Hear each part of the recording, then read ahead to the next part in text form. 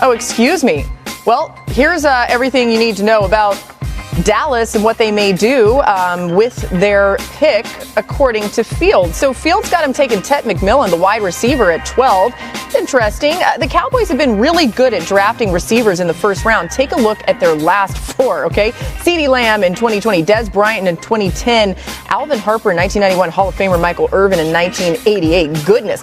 Field, I like it. What's the thought behind this pick for Dallas at 12 with Ted McMillan? The Cliff Notes, for those who missed Jerry Jones's comments, is probably saying less would be the smart play next year. Rinse and repeat. We didn't need to hear that again as much as I wanted to. But Tedero McMillan from Arizona, 6'4" and just a little bit, 219 pounds.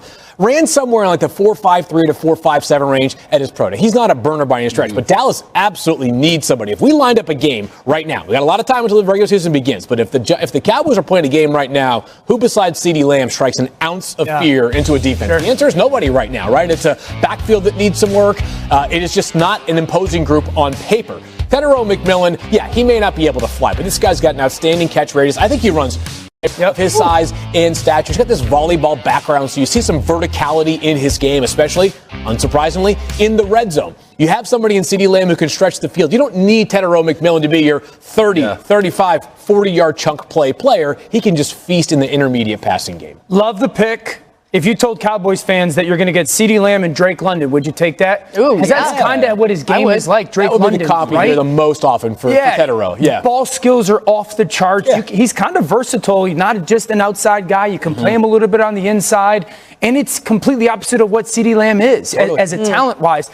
And for me, it's the first guy, I think, since T.O. that goes to the Cowboys who has that big frame. They haven't really had a big framed, Michael Gallup briefly, but a big framed wide receiver since then. And we've talked about it on our show a ton of just the small people that Dak has had to throw to over the past couple years. Look at these guys when it comes to the size and the history within the Cowboys organization. I love the pick, and I think the Cowboys, if this is the pick, will be sneakily better than people expect. I think this could be a good football team next season. Absolutely. And you pair him with CD, like you guys said, that's when Dak is probably at his best. I will push back and say, hey, you have Will Johnson going a pick later to the Miami Dolphins. You look at this Cowboys team, they just said that Trayvon Diggs may not be ready to start the season. You lost Jordan Lewis to the Jaguars. So you look at them defensively and at that cornerback spot, is there a chance that maybe they say, you know what, we may need to go get a corner to have opposite Deron Bland to know that we're going to be safe being able to cover some of these guys in this division? These mock drafts tend to have lots of drafts in the mock drafts, and there was a draft that included Will Johnson going 12th to the Cowboys. I think the question the Cowboys are probably asking themselves at the cornerback spot specifically is that Matt Eberflus, who of course comes from Chicago, who ran the highest percentage of zone coverage snaps last year, says,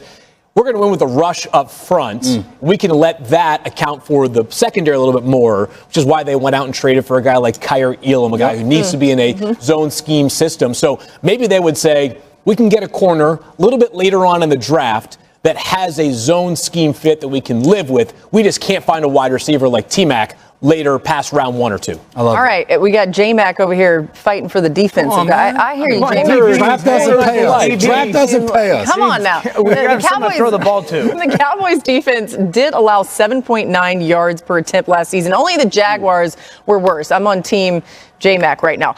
There's just nobody quite like Mel, but maybe Field is like him more than we think. So look at this. Field is changing up his look. We like it, Field. It's a great look for you. This is now Mel Kiper Jr. Field. Is this the plan? Oh, look at the side by side. It is confirmed. Laura and my wife are kind of two peas in a pod here in the Connecticut area, and both of them have given it a resounding approval. So who am I to defy their fashion wisdom? And we're still deciding: is it Mel Kiper Jr. or just Mel Kiper III, which kind of rolls off the tongue a little bit easier? Mel Kiper actual Jr. Well, last time I had hair like that feels 1994. So you're a junior, third, whatever you want to be, Pat. Because mine, as you can see, is Boomer would say, going, gone. So hang in there, pal. Keep it going. Keep yours going as long as you can. You know what, Mel? Give yourself some credit. Yours is still very much there. Field, I'm going to go with Junior, and yes, we do approve of this new look. It's a good one. Everybody likes it. MKJ. There you go. That's a mouthful. Good by me. Yeah. The quarterback questions are still going in Pittsburgh. Look at Field's latest mock with his great hair. He has the Steelers using that 21st pick to take quarterback Jaxson Dart. We'll get to that a little bit more, but the even bigger question still looming for the QB spot in Pittsburgh is, will Aaron Rodgers sign with them? Owner Art Rooney had this to say on the matter. I would say it was a good sign that he wanted to do that. And, when we keep hearing that, he's, I guess, headed in our direction. And so that seems to be, all signs are positive so far. I'd say we feel pretty good about it. Are you content to wait? Well, not forever, but a little while longer. Ooh, Rooney's patience starting to wear a little thin maybe there. J-Mac, what's the ideal scenario for the Steelers QB room this offseason? I mean, obviously, part of that is signing Aaron Rodgers. And then you look at what Phil just said, getting a guy like Jaxson Dart. For all the talk we've had about the Steelers all offseason, for their fans agonizing over the quarterback room, if you told me to start maybe mandatory minicamp, the fact that they could possibly have Aaron Rodgers as their starting quarterback and Jaxson Dart as a guy sitting behind him to learn, I would be fired up if I'm a Steelers fan and say, you know what, it was worth all of that to have this type of quarterback room. But drafting Jaxson Dart without getting Aaron Rodgers, it seems like they're just replaying what they already did with Kenny Pickett. Ooh, interesting. Okay, so Rodgers and Dart for Pitt, that would be ideal. Dan, we keep seeing Dart all over draft boards, but what's the scouting report actually on him? Let's talk. I'm a huge fan of Jaxson Dart. I think he's a top 10 pick. I think that when you watch his tape, I'm going to show you two clips. One clip I could sit here and point out to you guys, this is as good as it gets. This is against Florida, and I would sit here and go, this is number one pick of the draft type stuff. And in this game, he was sensational. And then I'll show you a clip, you go, dude, what the heck is this? This is late in the game, one score, we got a chance to go on the road and throw a game-tying touchdown, and probably the worst play this season. I want to bring it back to the first one, okay? So you're going to see the back go in motion, and what you're going to get is quarters defense by Florida. Quarters defense is a zone-centric defense, and everyone's got a responsibility on the defense, okay? You have a quarter of the field as the corner, you have a quarter of the field as the safety, and then this defender has that flat area, all right? And then the play concept is beautiful by the offensive Ole Miss. They're going to lift with the post. That takes that corner out, okay? And then you have a corner route by that receiver, and the read for the quarterback is just that defender. If that defender gets depth, remember that back that went in motion? We kick the ball to the back. If that defender gets nosy or plays the back at all, then we get the chance to throw that ideal corner route, okay? Everyone pay attention to Jaxson Dart because you're going to see him manipulate that defender. I want you guys to pay attention to what he does. You see how he quickly and subtly, eyes on him, you're going to see him quickly and subtly just peek to the sideline to get that defender to jump up and throw the corner in time. Watch his eyes in his head, right? Now. Bang, get that defender, and then look, that ball's coming out before the receivers, making his cut, and it's thrown absolutely perfect. This is as good as it gets. That's top 5 pick at that position, number 1 quarterback spot. And then you go late in the game, and you watch him play, and you go, that looks like a completely different person. Very similar concept. We're going to get double posts up to the side. And I go, well, protection is nice and clean. And you're going to watch, you're going to get lifted coverage where these guys are going to run their defenders off. And here comes this big crossing route. Bang, Jaxson, make that throw.